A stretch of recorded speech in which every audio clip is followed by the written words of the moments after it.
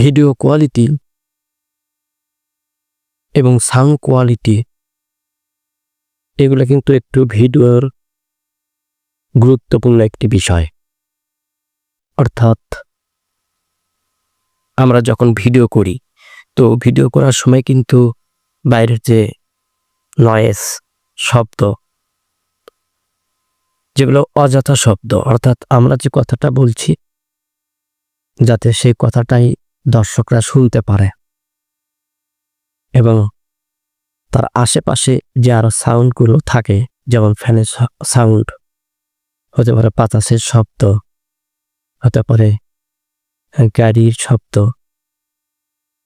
তো এরকম আরো অনেক রকম শব্দ কিন্তু আমাদের যখন আমরা ভিডিও ধারণ করি তখন হয়ে থাকে। তো এই শব্দ দূষণের কারণে কিন্তু ফেসবুক আপনার ভিডিওকে ফর ইউতে চালাবে না। এজন্য ভিডিওর সাউন্ড কোয়ালিটি অবশ্যই ভালো করতে হবে। তো এজন্য আপনারা কি করবেন, হাতের নাগালে কিন্তু এখন পাওয়া যাচ্ছে মাইক্রোফোন। আর মাইক্রোফোনটা কিন্তু অবশ্যই ওয়্যারলেস মাইক্রোফোন হওয়া চাই।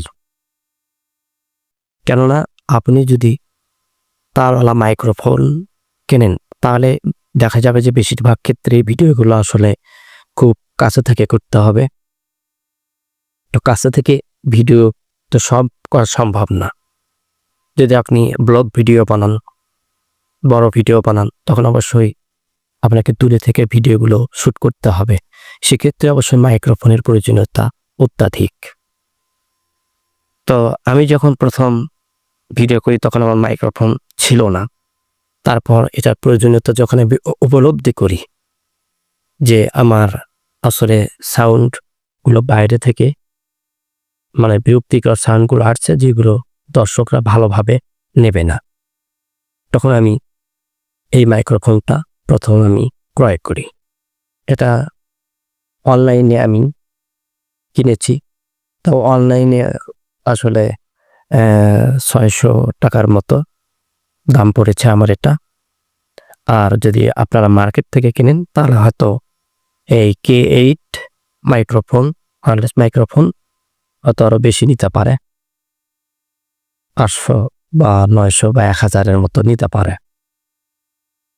তো আপনারা এরকম একটা মাইক্রোফোন কিনতে পারেন খুব স্বল্প মূল্যে। এটা কিনে আপনারা ভিডিও করেন, দেখবেন যে আপনাদের ভিডিওর সাউন্ড কোয়ালিটি অনেকটাই ভালো হবে। এতে করে আপনার দর্শকরা কিন্তু আপনার ভিডিওগুলো দেখবে।